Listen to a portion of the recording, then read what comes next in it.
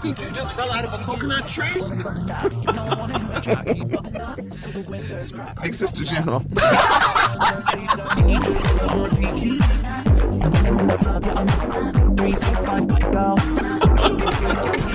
You exist in the context.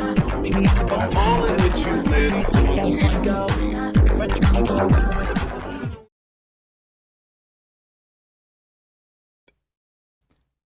Try explaining that to a Victorian child. I did. Actually, I did. It really wasn't that difficult. Doth allow me to understand this, sir. Kamala Harris, who is a potential ruler in your time, akin to someone like my Queen Victoria, is taking on a persona that refers to an individual as authentic and genuine to the messiness and reality of what it means to be a human in your future time. Something not typically made public, and if so, only done purely for aesthetic. Yeah, that was pretty much spot on. Wow. Adderall really does just work in any time period, huh? Oh, I'm Brat. Yes, you are. And before I leave, I wanted to give you a souvenir. Just a little something to remember me by. Where did I put it? Okay, I'll take anything from you, mister. Right, so this is a vape with a screen on it, so you can play video games in between hitting your fat ghosts. Wicked. This'll keep me warm for the winter. You're a good boy, Joffrey.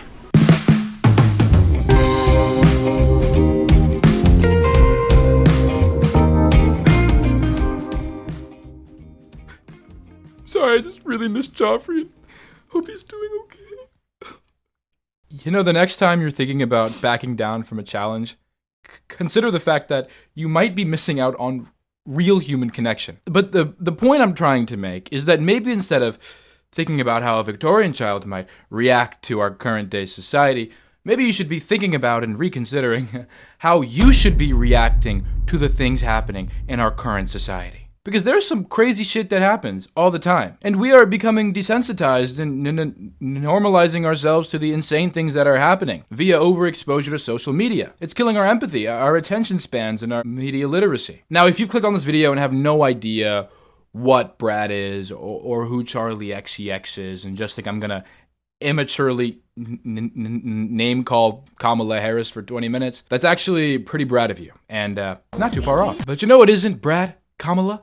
The fact that your viral speech, do I really have to sing it? That is what's written, right? I mean, yeah, I guess. So sing it. Oh, okay, relax. I'll do it.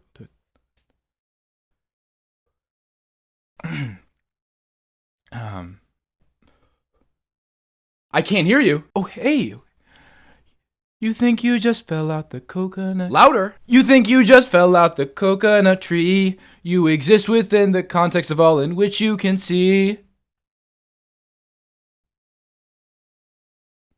That viral speech has become the catalyst for the Kamala is Brat campaign. A campaign that is puppeteering a presidential candidate and appealing to the masses by stooping to the same level of brain rot meme entertainment that corporations who lobby for said candidate have monopolized.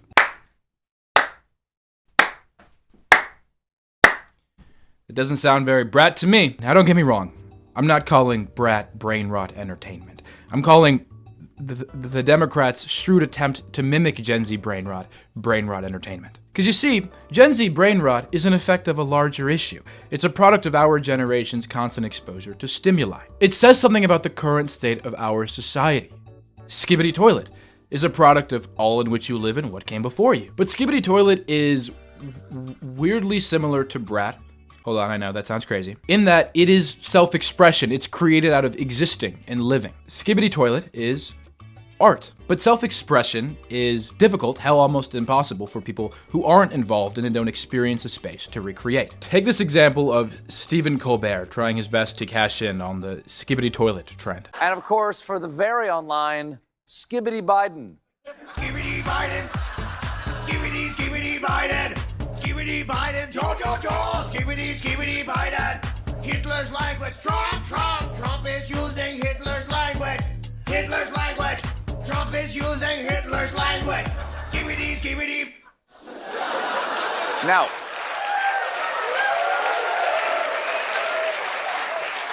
even he knew that was awful. And they're definitely overcompensating with that crowd laughter. I know nobody in there knows what Skibbidy Toilet is. I don't even really know what Skibbidy Toilet is. I'm pretty sure it's more of a Gen Alpha thing.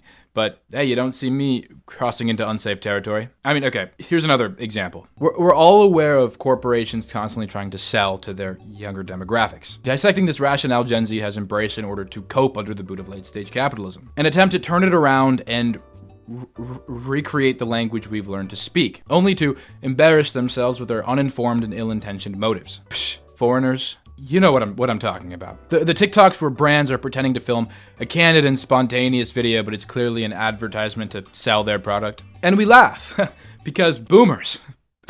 God, they're so funny. But don't get me wrong, we still buy, but either out of necessity or other means of manipulation, not because the advertisements actually worked on us. I mean, have you ever seen a vape ad? We practically advertise them ourselves. And also, by the way, I don't condone vaping. Joffrey is a made-up Victorian child, if you didn't catch that. Now, coming back around to Brat, when I see TikToks and memes being made theming Kamala Harris as a Brat icon, I stop in my tracks. Because she's fucking not a Brat icon, I mean, come on. But also, that is not self-expression. It's using a form of self-expression that resonates strongly with the group of people and turning it into propaganda. And unlike other obviously facetious attempts at Gen Z appeal, it's working. Or it worked. This video is a little late to the trend, I know. The Kamala is Brat campaign successfully uses the Gen Z meme and brain rot to recapture the heart and American spirit of the younger generation. How did they do this? They couldn't possibly recreate authentic Gen Z entertainment.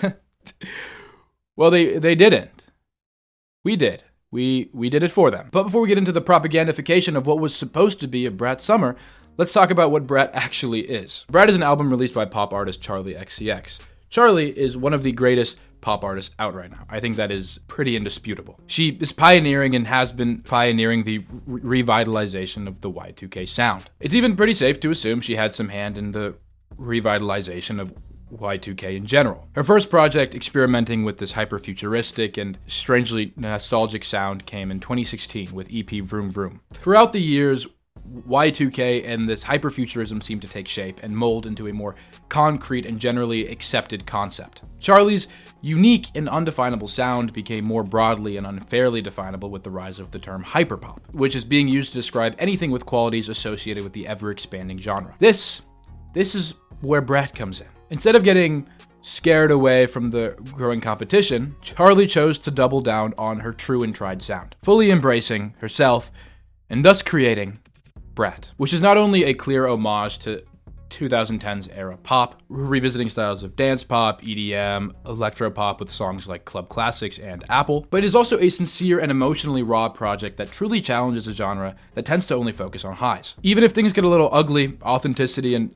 vulnerability are priorities of this project's approach, with songs like Sympathy is a Knife and So I. Rather than conforming to the status quo on matters of aging, clean living, or etiquette, Brat's focus more on having fun, embracing their community, and unapologetically embracing individuality. This is the essence of Brat. Brat is basically a synonym for punk. It is living for the unfiltered you, free of judgment and concern spawned by societal roles or expectations. Brat's album cover choice is intentional in that manner. Lime green isn't generally considered an appealing color, but hey, real is ugly. And ugly is lime green, I guess. Poor lime green.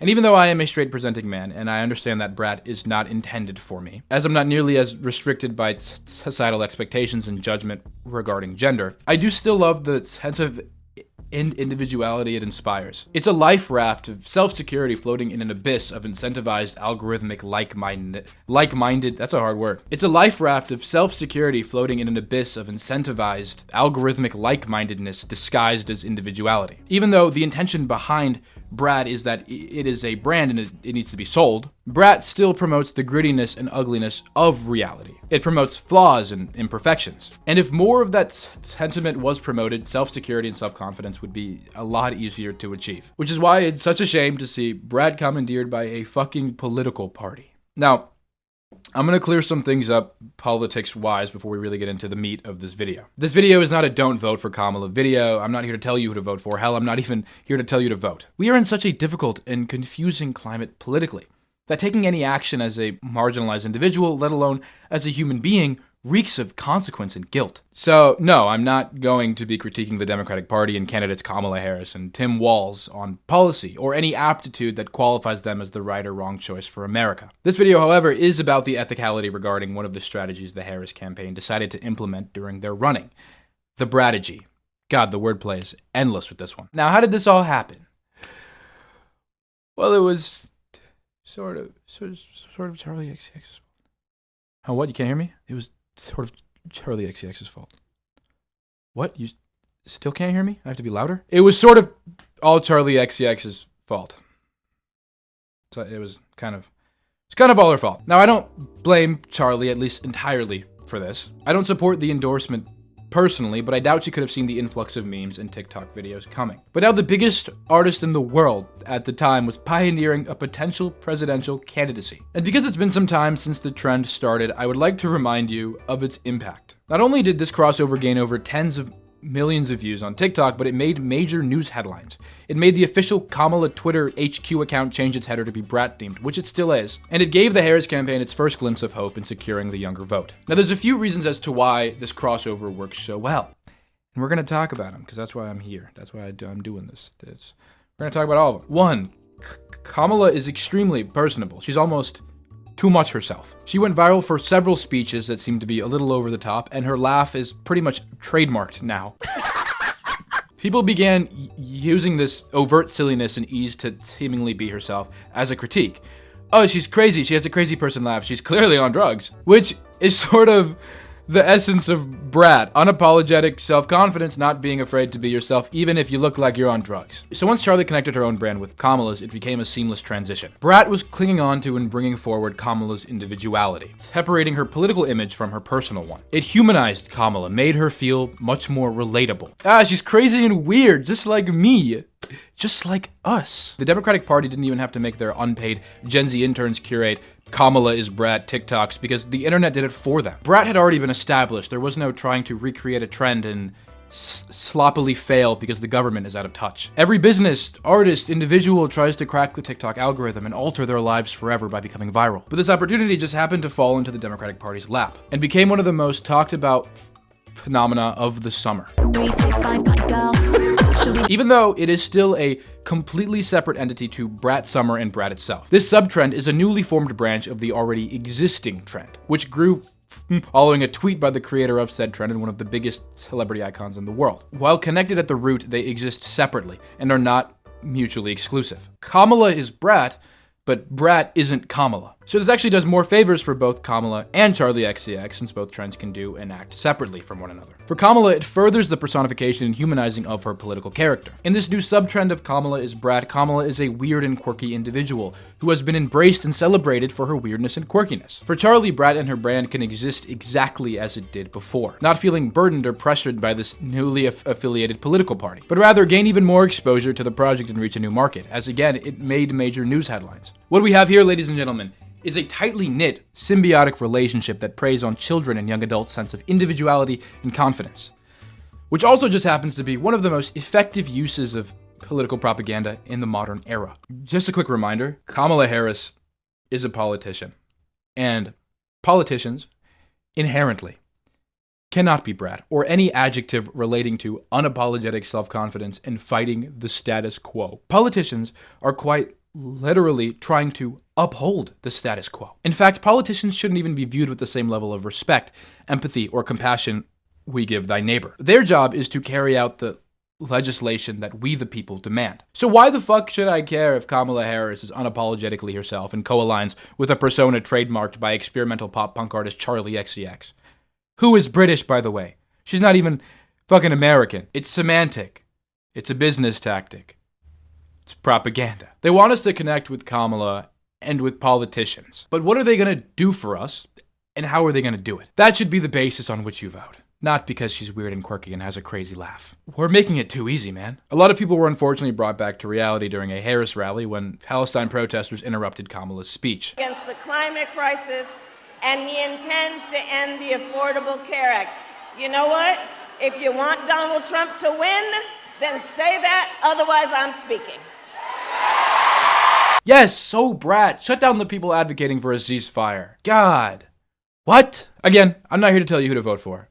I'm not here to tell you that Kamala Harris isn't objectively a better option than Donald Trump. I'm here to talk about principle. I'm here to remind you that self-confidence, security, and fighting societal standards is an important task that we need to keep fighting for. Not just because a brand uses it to promote their music. Because when it's rooted in profit incentives, late-stage capitalism will continue to manipulate our individuality. And Kamala's brat does no different than exactly that. Stealing our desire, our desperation to regain some semblance of individuality. And using it as a marketing tool to further a political campaign is deliberate. Not only to gain votes, but also an attempt to redefine individuality and freedom among the masses. Why? Because real individuality, real unwarped, unthreatened thought means the option to question everything. And that is the biggest threat to capitalism, to privatize power, collective individualism. And that's why it is top priority among Western imperialists to indoctrinate and brainwash according to their planned social policies. So I want to end this video by reminding us that unbound individual thought that remains untouched, ceases to be pervaded by ulterior motives or a back pocket, is achievable. Even though we are constantly constricted by and confronted with distractions via social media and technology that is resulting in a more insecure and isolated outlook on life, it can be broken out of. I like to be optimistic if you couldn't tell. Separating it from the intention as a brand, the essence of what brat is, of what punk is, living for yourself and in turn each other is vital to personal and societal success. However, not in the form of marketing a strong 9 to a 10, but rather it being taught and instilled by our community. Oh, look, another Saji video. Capitalism bad, community good. Is that how you're going to end all of your videos? No. You probably didn't see this ending coming. If you enjoyed, please make sure to like and subscribe. All the support you help gives goes directly to me and my dying family. Wait, really? Brilliant. Just imagine saying no to a Victorian child. That would probably make you a horrible person. Cheerio and see you next time.